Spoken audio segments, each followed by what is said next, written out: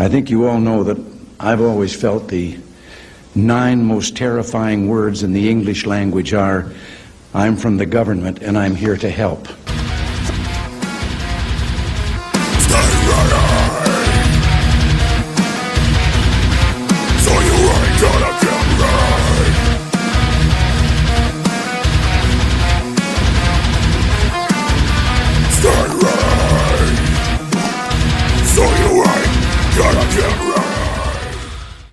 What's going on, guys? Welcome back to the channel. Today we're getting back into another in the Minutemen Theory series, where we are going to be talking in hypotheticals, situations that could happen in your Minecraft, Roblox, Call of Duty, whatever your preferred nomenclature is. And we have been picking out specific topics in your what should be discussed within your group, your team, your mag, whatever you're calling yourselves, your standard operating procedures or SOPs of how y'all are going to do things. We talked about the uniform and uniformity in last week's video. The SOPs determine that uniformity in the uniform, right? How y'all do things, how y'all look, etc., so on and so forth. And then in the logistics video that we did, we briefly touched on caches and bugging out and having supplies stored. And we're going to get more into the bugging out versus bugging in this video. I'd like to go ahead and point out real quick that I continuously post links to other people who are providing really good content on my community tab, which is now the post section. There's really good information that go into these topics that we have been hypothetically talking about for your SOPs, such as the civilian LMG video that we did, and how it can support a team and how a team needs to support that weapon system. And then there's been videos since. Go check that out. I'm all the time posting stuff and sharing really good channels who are putting out really good information. There is also playlists that if you care to go check out, you can find all of the playlists for the things that we've talked about on this channel, from the Minutemen Theory series to the rigs to all kinds of stuff. So make sure you guys are checking that stuff out. The last place that you would want bullets to be flying is at your home, is at your homestead, is where all your stuff is at, right? So you never want a fight to be here. You want it to be somewhere else. You want an Alamo somewhere else. And then you fall back to here for safety and recovery and food, or to get your shit together and get your family and get the f out of here because the Alamo has fallen, right? So there's pros and cons to bugging in versus bugging out. However, all my cool shits here, it would be impossible to take everything with us. I really don't want to leave this place, so where I'm at affords me the ability to stay here longer with all my cool shit.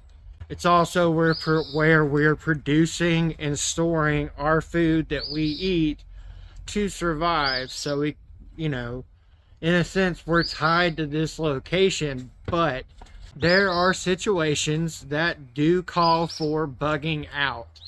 And it's not just the paratroopers are falling from the sky and we're being forced out of the area and we're going to have to fight our way back in by doing guerrilla tactics and stuff. We have seen hurricanes, tornadoes, floods, fires, chemical spills from train derailments. There are all kinds of stuff that happen in nature that affect us that would cause us to have to leave. And so you need to think about these things because these are real life things, and if something happens, that's part of your group's SOPs. When something happens, when are we all coming to this one location, and where is that one location, and how long do we wait before we go out to see it, to find you, or you know what I'm saying? These are things that need to be talked about. When you're establishing your SOPs, you also need to be establishing for every mission, but the standard PACE plan, your primary, alternate, contingency, and emergency routes and plans for each scenario. Societal collapse and things start breaking down really fast. The circle of people will condense down into a smaller circle. Not everybody's going to be at one position, but we're going to be relatively close enough that we can help and aid each other. Again, you never want to bring the fight here. Are we storing extra food at other locations? Should we be doing that? Should they be storing extra food here?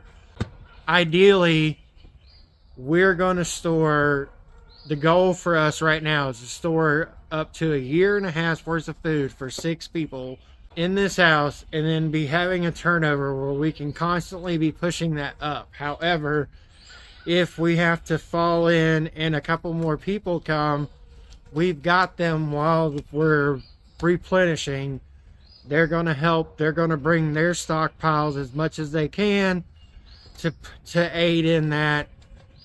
The other locations should be doing the same thing. So do you need to be taking away from here to cash over there? Maybe you have some. Maybe you do anyways. Because that's just more food that you can bring should you have to go over. These are all the things that you need to be thinking about. So when is everybody bugging in and falling in and coming here and the couple other locations that we plan on controlling, versus when are we saying we've got to get out of here and go somewhere else? And how are we going to do that? How are we going to get there? And how are we going to get as much as we can carry of our stores with us there? I know that these videos aren't that sexy, and it's a lot of stuff that's being pushed at you to make you think. And the goal is for you to take and share this video to your group. Y'all watch it, y'all have a conversation, y'all establish this part of the topic into your SOPs, come back, leave a comment, let me know.